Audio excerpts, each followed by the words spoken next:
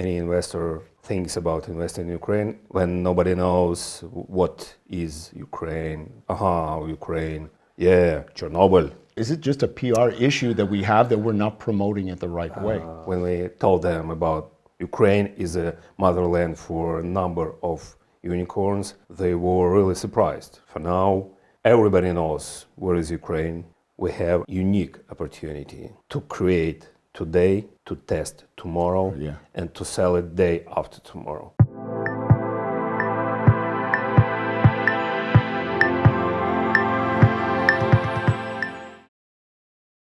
Hi, my name is Luke Cheney, and I'm the CEO of Kyiv Post. Today, I'm delighted to welcome Dmytro Kuzmenko, the CEO of UVCA, which is the Ukrainian Venture Capital Association of Ukraine. Dmytro, welcome. Thank you, and pleasure to be here. So, what exactly is UVCA, and how has it evolved since this invasion, the war started? How has it changed or pivoted? UVCA was a regular venture capital association, as many others. As always, we conducted some researches, we held different events, we supported Ukrainian startups, Ukrainian scale-ups in entering new markets and meeting with different investors. But since the full-scale invasion, we focused on, first of all, on preserving a Ukrainian ecosystem. Then we switched to another huge plan. What are we going to do after the victory, or how we can help, or how we can remaster the entire ecosystem in a better way. And first of all, our main activity right now, we want foreign partners, we want international investors to understand what is Ukraine. Do you find now that it's even harder to attract investors to Ukraine? I would say that every time when any investor thinks about investing in Ukraine, every time it's kind of invitation to roller coaster. Back in the days when nobody knows what is Ukraine, maybe somebody recall that, Ukraine, yeah, Chernobyl. Yeah, but let's get a little bit more deeper into that. You're talking about all the obvious perceptions of what people have in Ukraine, but do you find that sometimes when you're speaking to investors that they're surprised to find out that companies like Preply, Grammarly, Ring has an R&D operation that's all being done here. Microsoft is doing big things. Is it just a PR issue that we have that we're not promoting it the right way? I agree, because we had this gap. When we told them about Ukraine is a motherland for a number of unicorns, they were really surprised. GitLab, for example, big projects, they were created in Ukraine. They were really surprised. But for now, things changed. For now, everybody knows where is Ukraine. Everybody knows what is Ukraine. Ukraine is always celebrating when a big investor comes in, like we'll say an Andreessen Horowitz comes in and invests in Reface. It was a small investment, but it was a symbolic and a very big one. Or you get Grammarly, or you get big ones.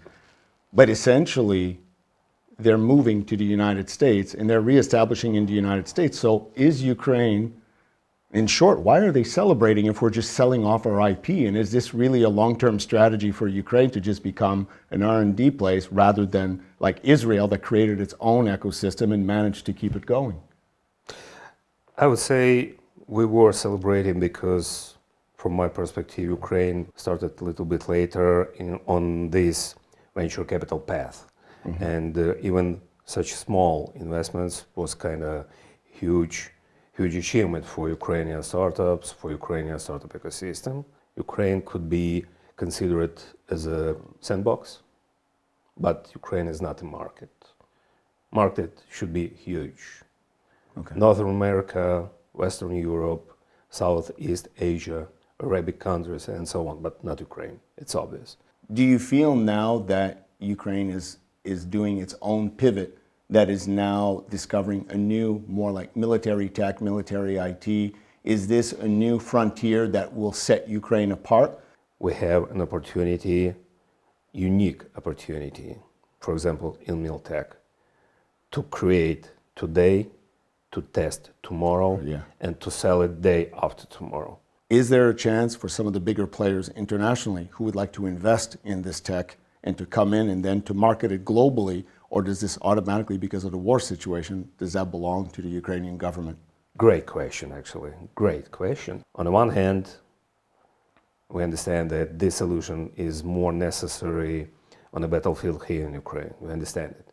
However, any technology, any business which is trying to become successful, this business should find another customer, should find more customers to grow up, to increase sales. And it's pretty hard here in Ukraine because, first of all, maybe you heard about this, but there is a limitation in additional revenue related to military solutions sold to the Ministry of Defense.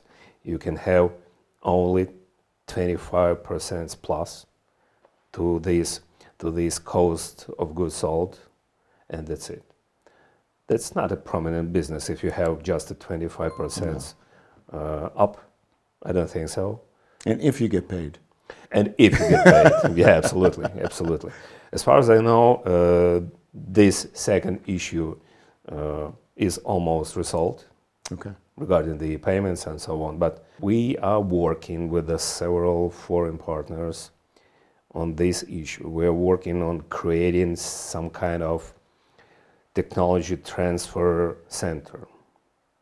We want Ukrainian startups, Ukrainian hardware startups working in dual use field, in the military field, in the health tech field. We want them to get an opportunity to make a prototype, to test it, and to protect their IP and be able to sell these solutions here in Ukraine and abroad. Why should investors come to Ukraine now? And, or is it really the right time to get on the train before they miss that train? In terms of investments, it's the best time to get in because right now we are almost on the bottom. It's a good time from any perspective. It's a good the bottom time in a good way, though, right? And for sure. For sure. Got to make sure about that. Yeah, but however, regarding the investments in Ukraine, why should they invest? First of all, after the victory, I believe we're going to win. We're going to have a huge field of recovery. So I believe possible booming in real estate, possible booming in creating different companies working on military solutions, on dual-use solutions, general engineering. But what can the government do? We need some big changes in legislation, in legal framework. We needed to present our partners that Ukraine is not a former Ukraine, that Ukraine is a new country with the new opportunities, with the new reality, transparency, and so on and so on. Yeah. But once again, all these should be transparent, all these should be clear, and all these should be protected by law. I think that what I understood from you clearly is that the advantage of Ukraine versus, let's say, India or Africa and all that, is that we're not like the old style that was just good at executing what they were told or copying and doing other stuff. But the advantage of Ukraine is that we're good at developing and creating from new. Hence, the big companies we have around the world, like the Bitly, the Preply, the Grammarlys, and all that. We are creators from scratch, and we know how to develop a product rather than just imitating a product or being told what to do. And I think that it's the creativity. I think this is the core. Ukrainians are creative. In new Ukraine, in future Ukraine, this spirit of creation should be a number one advantage, should be a number one tool to remaster the entire country. Every day I'm talking with a big number of colleagues, investors, ecosystem guys, and I hear a lot about foreign investors which are investing in Ukrainian companies, in Ukrainian startups right now. I'm talking about the pre-seed or early seed stage. I'm talking about this. Where do you see UVCA or Ukraine Tech in 5 years from now? Ukraine can turn into not a new Silicon Valley, but can turn into new place for global R&D, for global creation process, for any new industry, for any new solution in deep tech, in middle tech, in health tech, whatever. We're hungry for this. We're starving for this. And right now we have a number of events with international partners. The main purpose of these events is pretty simple. We want to show to our international partners who we are. We want to show them that we are reliable enough for future cooperation. Our motto is pretty simple. We invest in Ukraine. Yeah. We are working for the entire Ukrainian investment ecosystem and tech ecosystem. We want Ukrainian startups to be invested by Ukrainian and international funds. If you really support Ukraine, please contact us. We can provide you with reliable information. We can contact you with the Ukrainian investment funds.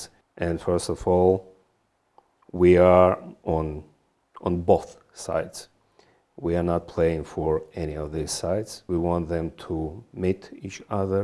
We want them to find this magic solution. We want them to find this chemistry and make a deal. So right now really is the right time to discover that next unicorn and not to be talking about it. I knew those guys, I met them in a cafe once, why didn't I invest? Or I can't believe that that's from Ukraine. I should have invested 3 years ago when I had a chance. Really, really interesting. I think we're only scratching the surface of it. And I think there's a lot more to be done. I can't wait to see what happens. Same here. Great. Thank you very much. Thank you.